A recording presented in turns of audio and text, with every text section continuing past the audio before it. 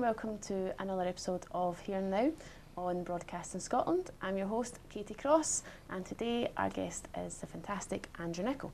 A relative latecomer to performing, Andrew has spent the past 7 years honing his craft and developing his unique take on introspective pop with an Americana twist. So thanks very much for joining us. Thanks for having me. No problem at all. How are you today? I'm grand, thank you very much. And did you manage to get through all that snow last week? No, I had to walk to work and sat and did, what do we call it, e-learning, which is it's a real kick. You should give it a shot. So we'll have enough of that, that's fine. So as I'd mentioned, you were a relative latecomer to performing and you spent the last kind of 7 years honing your craft. What made you decide to perform when you did? So I was involved with a live music night at the University of Stirling, a night where we put on live bands and stuff, and basically it became very apparent to me that the guys that played guitars got girls, and I was very single, and I thought, yeah, I really would like some of that. Mm-hmm. So I decided to start writing songs and performing and trying my best to be a sensitive singer-songwriter. Yeah, still single, so it's maybe not worked all that. So it's not went well for you then? No, but I got plenty of songs out of it. Well, that's good. That's definitely good. So was it the guitar that came first, or singing, or did you start on a completely different instrument? I always sang. Mm-hmm. I mean, my mother would dispute that definition, but I would sing along to bands that I liked growing up, and I always wanted to write songs. And my brother could play the guitar, and I hated that he could play the guitar and I couldn't. It was a real sibling rivalry kind of thing. So I decided I'm going to play the guitar and I'm going to start writing songs. So that was when I was about 16. 9 years later, I eventually wrote a song worthy of actually playing live. So it took a while to get there. So I've kind of since then, I've just been trying my best to delve into new influences and new techniques, new styles, and writing different things. So it's been a bit of a kind of labour of love, but it has been fun. That's good, definitely. And did it take a wee while to build up your confidence to go perform live, or was that something you jumped right into? I remember the first few times I played live, and typically being a kind of young guy from the west coast of Scotland, it was always open mic nights. Yeah. So you could never hear yourself. So I was just shouting into a microphone, hoping for the best, and the best would never ever come. So, and I remember being performing a couple of times in my hometown and being so nervous that my leg was shaking. So it wasn't something that I took too easily. And it is something that it took a lot of practice. I feel quite at ease on stage now. I don't get really nervous. I get excited and I love it and I get a rush out of it and a buzz, but I don't get nervous. And I think that probably comes across when I perform. But that took a long time to work on. That wasn't something that just happened. Definitely. And do you regret not performing at a younger age? I mean, I'm not saying you're ancient or anything like that, but do you regret it? Well, you pick your times to ask that question a week after my birthday, and all the angst that comes with that. What did you say on Facebook? My age is now the same size as my weight. No, it's the same number as my waist size. Yeah, finally, my waist size and my age are the same. So it's. And what is your waist size? 28. I wish it's 34. Sadly, so. Yeah, I mean, I suppose there's an element of I suppose I wasn't old when I started playing the guitar. I was 16, but I was lazy. I didn't try very hard, and it's only recently that I found any sort of motivation to, I say recently, since I was about 26 or 27, I found any motivation to push it. But I feel competitive now. About songwriting, not in a negative way, or but when you play music, and you'll experience this yourself, you come across other songwriters and other musicians, and sometimes you hear a song that they've written, you go, oh, wish I'd written that. Oh, why did I not think of that? That's so simple, but so brilliant. Why did I not write that? And I get that frequently, far too much actually. And so it sort of inspires you to say, right, okay, I'm going to push myself a little bit further. And so, you know, I think competitiveness and that sort of competition within music, as long as it's not toxic and as long as it's not negative and as long as it's not there to try and put other people down, then I don't see any problem with it. And so, so yeah, recently with feeling a bit more competitive about it in a good way, has given me that sort of drive to do it. But when I was younger, I was too busy drinking and chasing girls and stuff. Like now, I'm much more focused on that. That's great. Yeah. And how would you describe your songwriting? How would you describe it, your songs? What are they like? They're not uplifting, typically. I think introspective is probably quite a good word to use. I think it's changed recently. I think I've noticed a shift recently.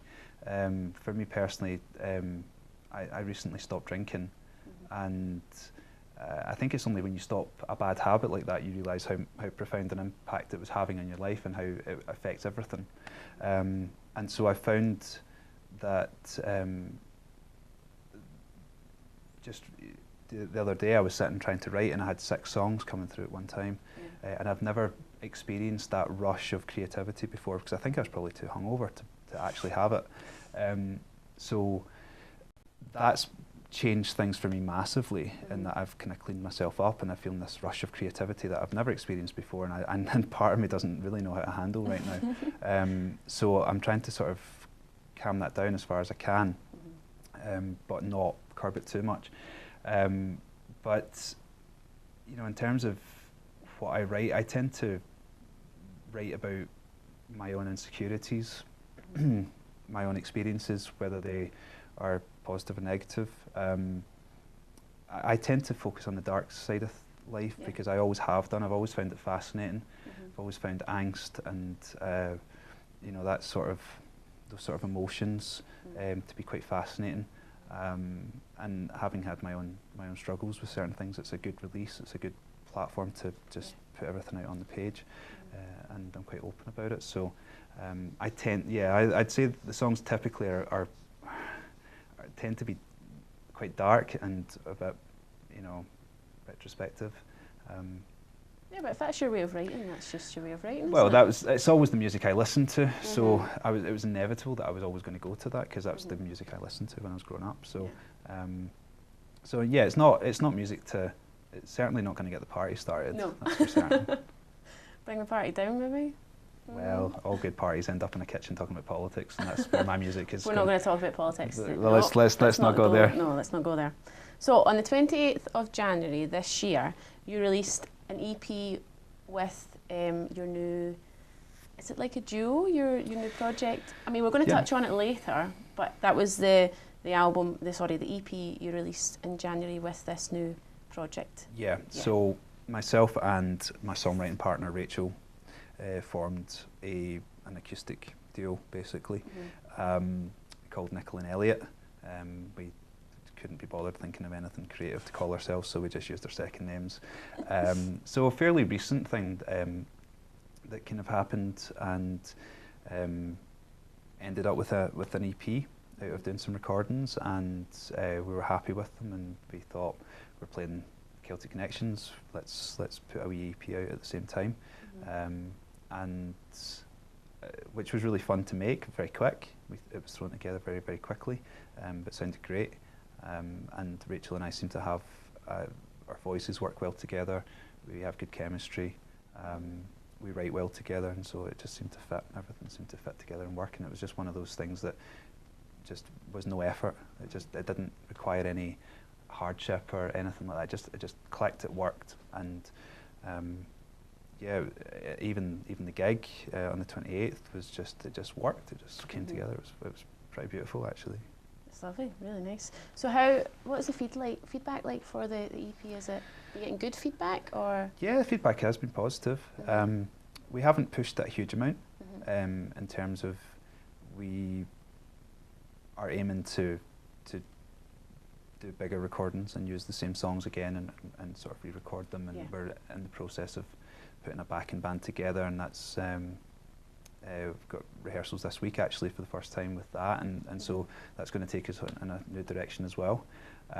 So we haven't pushed it a huge amount, but the feedback that we've got from some radio presenters, Ronnie McKee, Tommy Clark, have all been really positive. So, so yeah, been really happy with how it was received. I mean, I guess for our point of view, we make music because we like making music. We were happy with it, so that was really all we needed. But the feedback has been positive, which is doubly nice. It is indeed. And is it just released on kind of download platforms, or is there physical copies? It's only physical copies, right. because I'm so old. Yeah, Katee, well, we did touch on that. I'm that you're old. so antiquated. We thought we'll just put it out as a physical copy. Again, because we're looking to re-record down the line, I wasn't fully comfortable with the idea of having two different versions online at the same time. So it would always make one sound like it was, you know, an acoustic version or a demo version, and I didn't want that. So we just did physical copies. So we've been selling, you know, they're selling those at gigs, and we do have a store that people can buy them online if they want, and we'll send them out. So I wanted to kind of keep it very much just physical copies for this one. That's great. No, I think people like to have a physical copy as opposed to a download. But yeah, it's a different way to do it. We're not going to touch about it. So now we're going to take a wee break, and we're going to listen to our first track from Andrew Nicol, and it's called Captivated.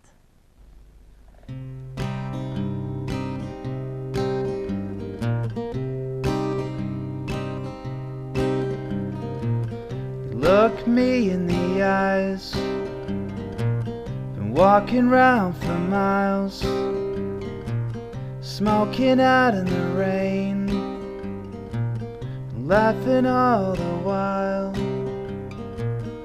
and you hold me tight when you sing, I'm captivated.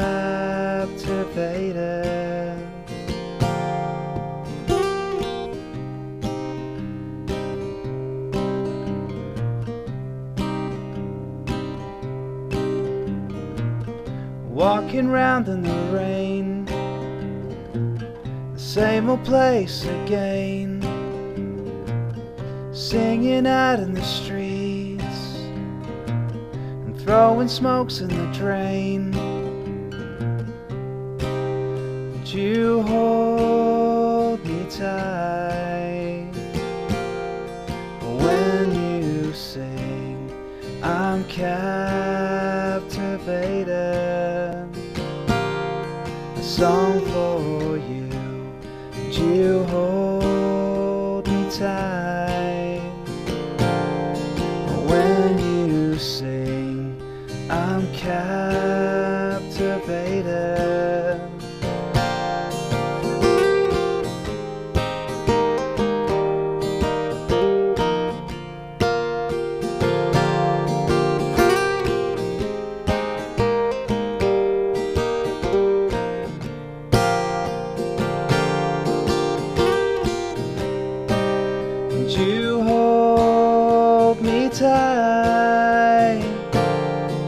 When you sing, I'm captivated.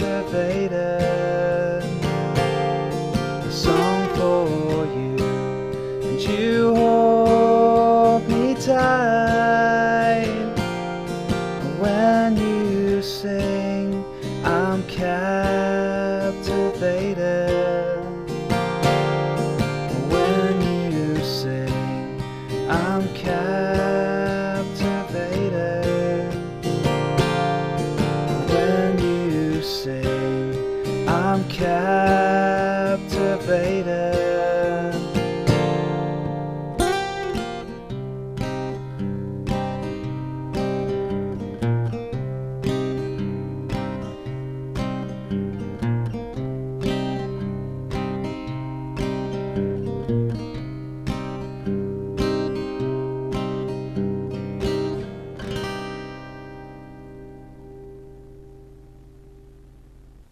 was absolutely wonderful. I really enjoyed that. It's a nice song.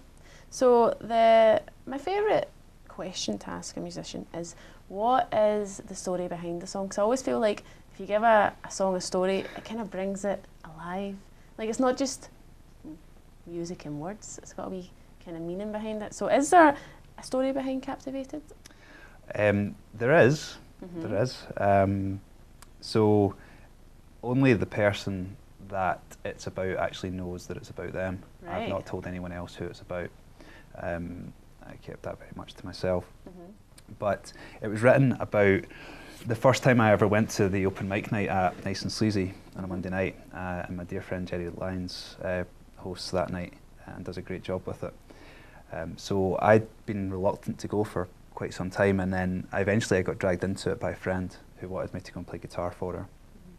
So I went down, and the first person I saw perform was this girl who was playing, and I was just blown away by how great she was. I was also really annoyed because I was like, this is the standard, and I can't match the standard at all. So I was a bit like, geez, I can't believe that I've been dragged along to this, and I'm going to look so bad compared to everyone else.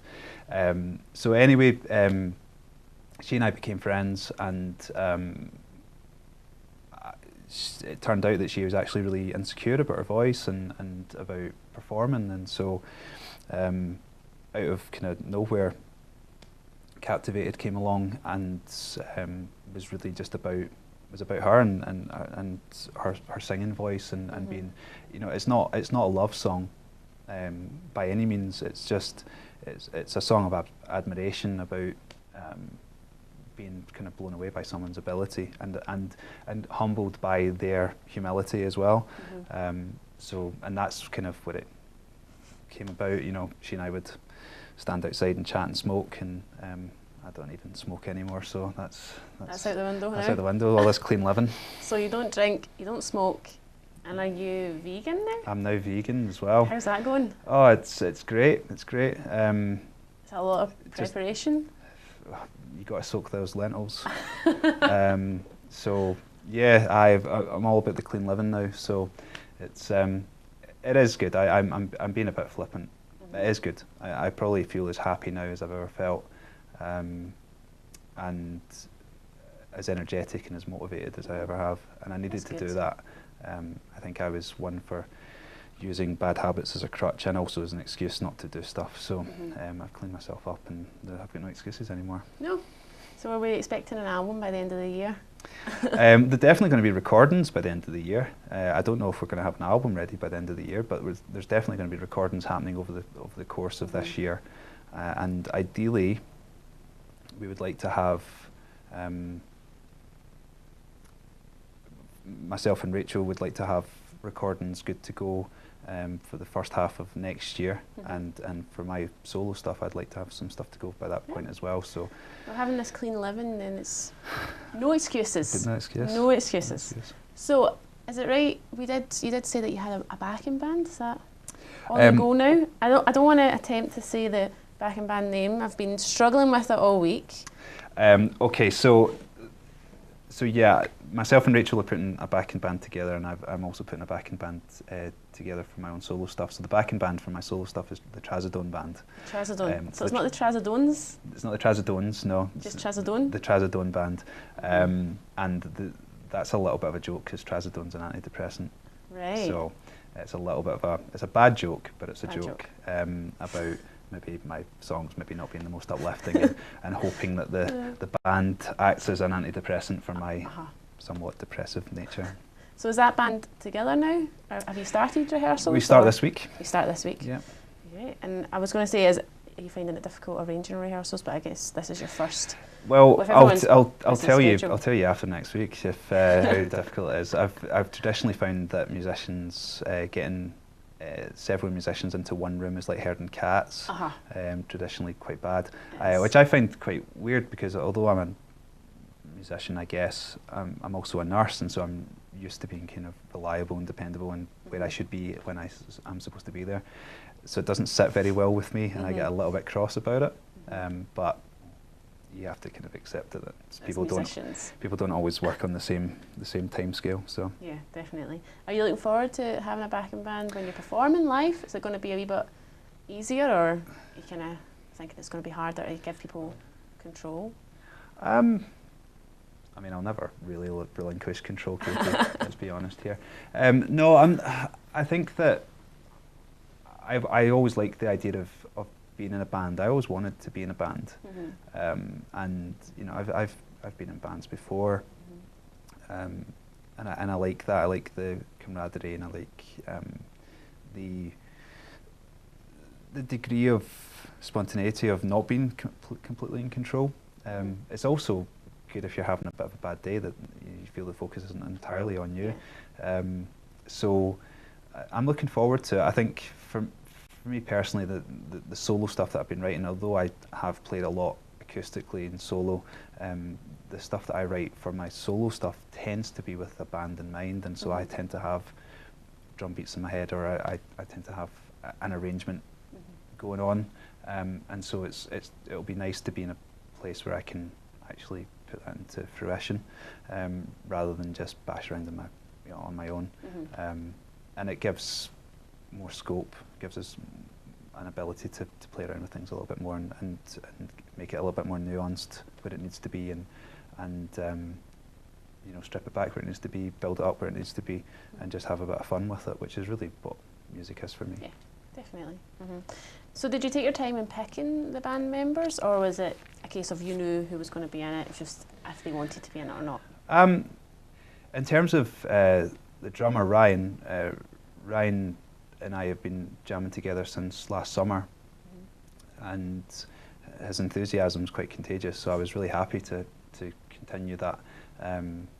So we'd obviously had little kind of breaks, and periods of time where I'd managed to put a lineup together and it didn't quite work because musicians are musicians and they tend to be quite flaky. So, but Ryan's always been pretty constant.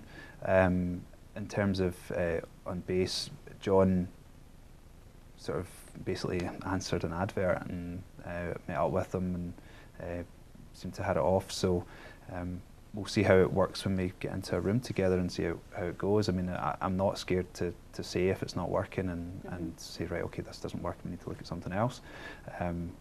But at the same time, I'm also willing to give it a little bit of time and see how it develops and matures from there. So time will tell on that one.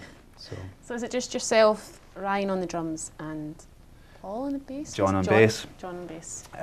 It's the three of us at the moment, and there's obviously scope there to build on that if we feel if it needs to be. Part of me is quite happy with a three-piece at the minute. It's less organising. It's less money to split with three. You know, oh yeah, definitely. Have to split money three ways as opposed to someone else comes in and then they want more. And lead guitarists are always tricky. They are a bit stroppy as well. They can be. They can be. I know one in particular, but I won't mention names. No. But anyway, we're going to have a wee bit of fun now, and we're going to play our quick question quiz round. Okay. So last week's guests were the Tweeds, and they scored a time of 57 seconds. Okay.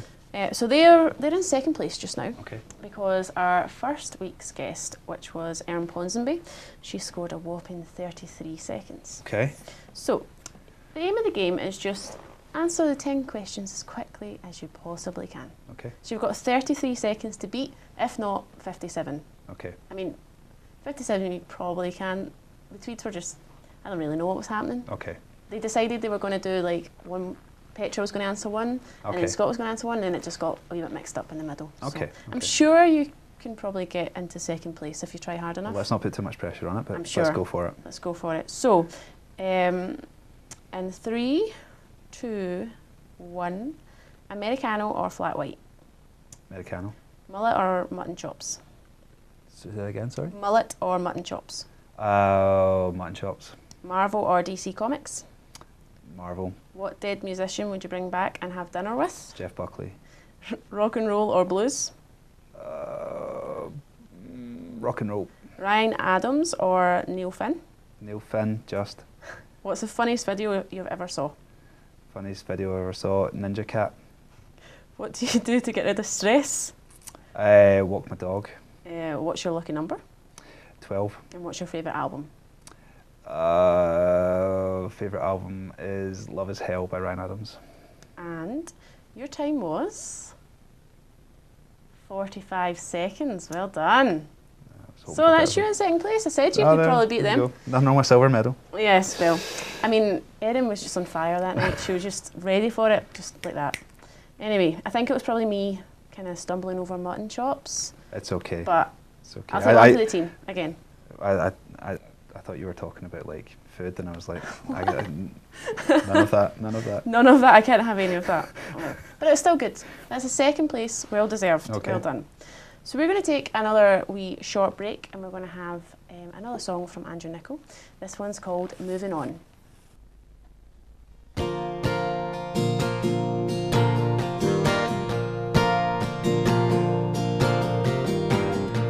My baby's gone.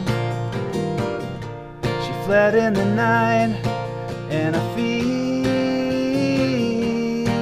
just fine. Packed up her things and made up her mind, but I feel just fine. And it's hard to take at first, but I'm moving on. And she's my mistake, and that hurts, but I'm moving on.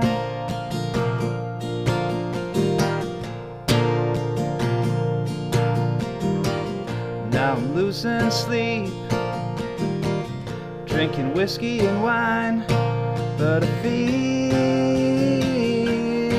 just fine. Sleeping all day and drinking all night, but I feel just fine. And it's hard to take at first, but I'm moving on. And she's my mistake, and that hurts, but I'm moving on.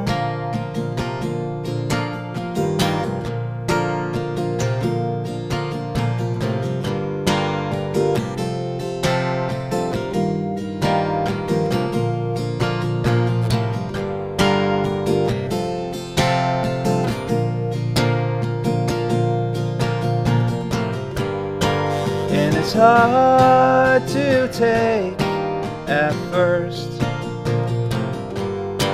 but I'm moving on. And she's my mistake, and that hurts, but I'm moving on. Yeah, I'm moving.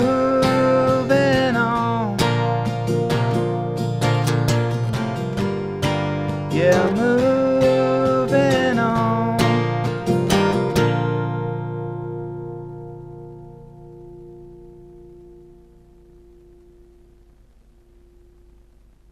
That was fantastic. Really enjoyed that one. Really good.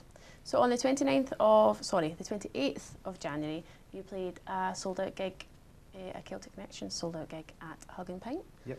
How did it go? Did you feel it's a phenomenal achievement to have a sold-out Celtic Connections gig? I can't take a huge amount of credit for that. I was lucky in that there were two other great acts on the bill, so Sister John and Annie Booth, who are both sensational and both produced exceptional albums last year. So that helped massively.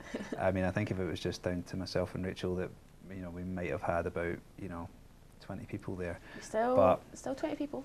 But yeah, absolutely. I played to a lot lower than that. Yeah. So it was so weird because it was our first gig together, and it was sold out. We were both so buzzing about it and excited, not nervous, but just excited. And as these gigs always go, it just was done in that, and it's just, you know. And Lincoln, I understand. But it was an absolute blast. It was a great thing to be part of. Definitely. So the Nicol and Elliott, that was your first gig as the Nicol and Elliott duo. Was that set up just for the Celtic Connections gig, or was that always going to be a future project? Okay, so I got asked to play Celtic Connections as a solo act, and I thought there's nothing Celtic about my music whatsoever. Throw a violin in there, and suddenly we're talking it's properly Celtic. So I asked Rachel to become involved, really just for the one gig. And what came from that was a songwriting project and recording that was originally going to be just some demos, but we're really happy with them. And before we knew it, it just seemed to be kind of clicking into place. We had a conversation.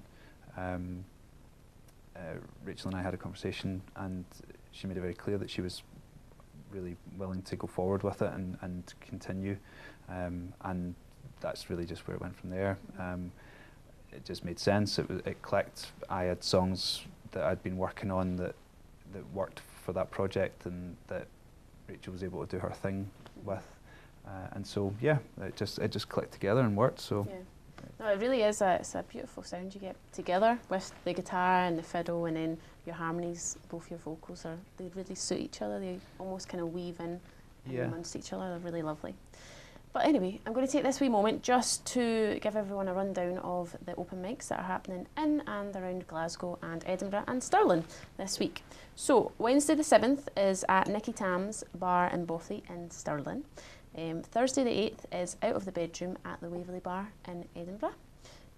Friday the 9th is in the Doghouse at the Doghouse in Edinburgh. And Saturday the 10th there's a session in Hootenanny in Glasgow. So another busy week for Glasgow, Edinburgh and Stirling for the open mic scene. Hopefully maybe get along to one of them. I've not been to the one in Hootenanny yet, have you? I've not checked that out, actually, no. I might check that out, maybe, I don't know. Anyway, who are your biggest influences? Who would you say? Songwriting-wise, I grew up listening to. I grew up listening initially to Oasis, and so Noel Gallagher was obviously a big influence.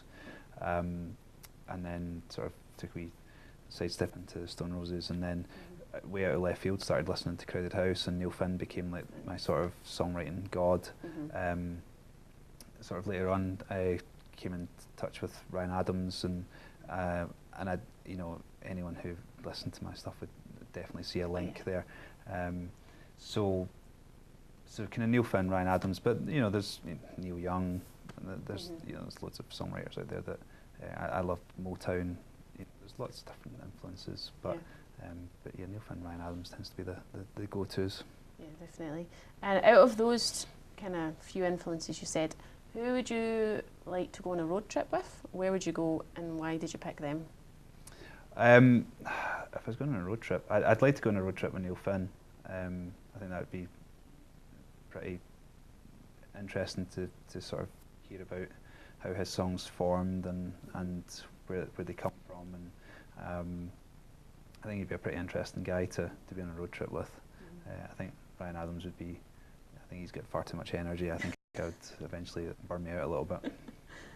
And in last week's show, I did mention that anyone could leave a wee message on Facebook for you, a question, if they wanted to. And we did get quite a few on my Facebook page. Oh dear, is my ex-girlfriend one of those? Maybe, I don't know. No, probably not. They're actually quite nice. I just picked two of my favourites. So the first one's from Matthew Graham, and his is, what was the first song you ever wrote? The first song I ever wrote was, well, the first song I ever wrote that was worthy of being played was a song called Out on My Own, which I do have a recording of, a full band recording of, and it actually sounds pretty good. So if Matthew wants to get in touch with me, I'll happily send it through to him. Definitely. And Aaron McDonald has said, have you got any pets? If so, what are their names? How old are they? And what's their favourite things to do?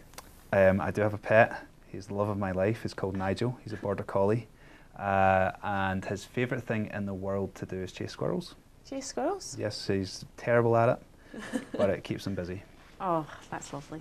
So thank you so much for coming in tonight. Thank you for having me. I hope me. you've enjoyed yourself. I have indeed. Do you want to just quickly tell everyone where they can find your EP that you've released, or any other music that you have? So if you want to listen to my music, you can find it on Spotify under Andrew Nicol. As for my EP with Rachel Elliott, you can get in touch with us on Facebook, and we have a online store set up that you can get in touch with us, and we'll hook you up with an EP if you so desire. But hit us up on social media and come and say hello. We always say hello back. Great. So thanks so much for tuning in to another episode of Here and Now on Broadcasting Scotland. Thanks very much to our wonderful guest Andrew Nicol, who made it super duper easy for me because he just kept chatting for me. Next week's guest is going to be the wonderful Raintown.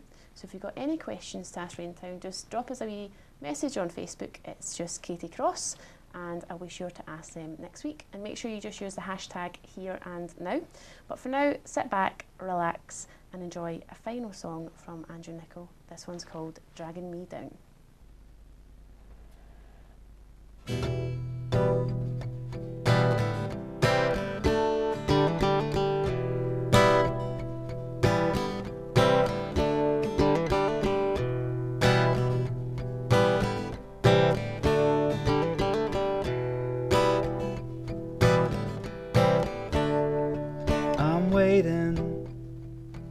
Silently debating, walls around me shaking, but you can save my soul,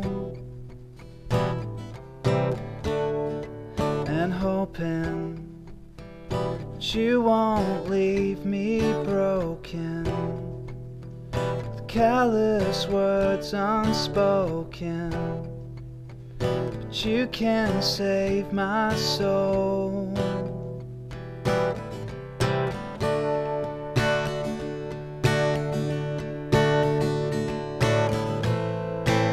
And your words, they poison my mind. It's not my own, but you know it keeps dragging me down. I'm alone.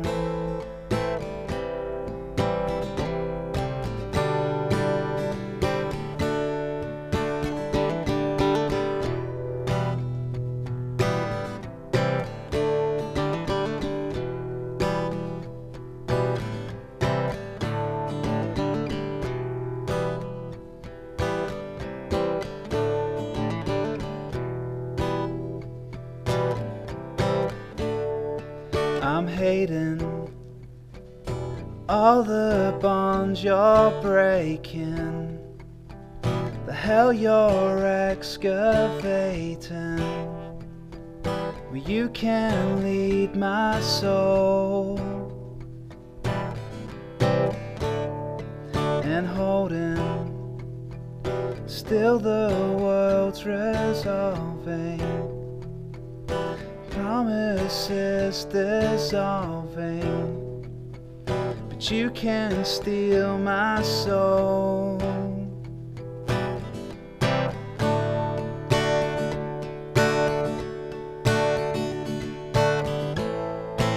And your words, they poison my mind.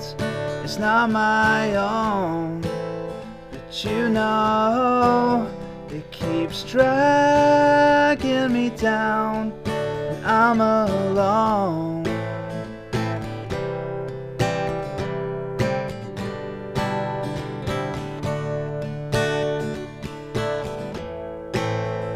Your words, they poison my mind. It's not my own, but But you know it keeps dragging me down. I'm alone. But you know it keeps dragging me down on my own. But you know it keeps dragging me down. I'm alone.